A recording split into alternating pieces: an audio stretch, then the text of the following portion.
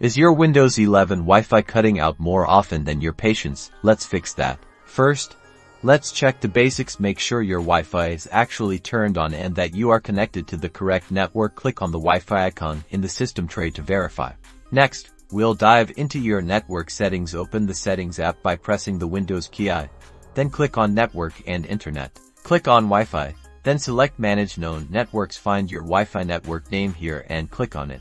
Click the Forget button. This will remove the network profile. Now, reconnect to your Wi-Fi as if it's a new network. This can often resolve connection issues. Outdated or corrupted drivers are a common culprit. Right-click the Start button and select Device Manager. Expand Network Adapters. Find your Wi-Fi adapter. Right-click on it and select Update Driver.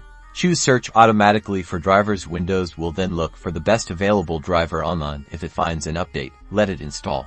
Power management settings can also cause disconnects. Right-click on your Wi-Fi adapter in Device Manager again. Select Properties and go to the Power Management tab. Make sure the box that says Allow the computer to turn off this device to save power is unchecked. As a last resort, try a network reset from the Network and Internet Settings page.